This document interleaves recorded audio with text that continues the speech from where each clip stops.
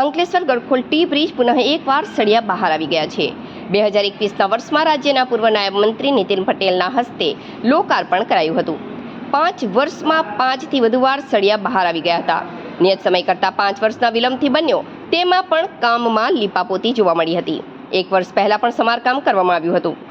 અંકલેશ્વર શહેર અને ભરૂચને જોડતા ગડખોલ ટી બ્રિજ મહત્વપૂર્ણ કડીરૂપ બ્રિજ હોવા સાથે ફાટકની ઝંઝટથી મુક્તિ સાથે શહેરીજનો હળવા ટ્રાફિકથી મુક્તિ 5 વર્ષ પૂર્વે અપાવી હતી।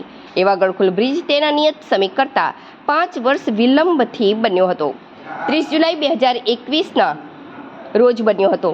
અંદાજે 104 કરોડ 80 લાખના ખર્ચે નિર્માણ પામેલા બ્રિજ પર 1 વર્ષમાં ખાંગા દેખાવા માંડ્યા હતા। એટલું જ નહીં, લોકાર્પણ થયાના 6 મહિના બાદ ઓએનજીસી તરફનો એપ્રોચ રોડ બન્યા બાદ શરૂ થયો હતો। છેલ્લા 5 વર્ષમાં સળિયા દેખાવાની ઘટના 8થી વધુ વાર સામે આવી છે। ફરી એકવાર સળિયા બહાર આવી ગયા છે। 100 કરોડ ઉપરાંતના ખર્ચે નિર્માણ પામેલા રોડના માત્ર 5 વર્ષમાં ખસ્તા હાલ થઈ ગયા છે। સળિયાની જાળી બહાર આવી ગઈ છે। તેના પર વાહન ચાલકો પટકાતા અકસ્માતની ભીતિ ઊભી થઈ રહી છે, જેને લઈ તેને વધુ નુકસાન પહોંચી રહ્યું છે।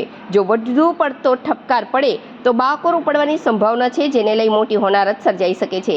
હાલ ભયજનક બનેલા આ બ્રિજ પર હવે વાહન ચાલકોએ સંભાળીને પસાર થવું હિતાવહ બન્યું છે।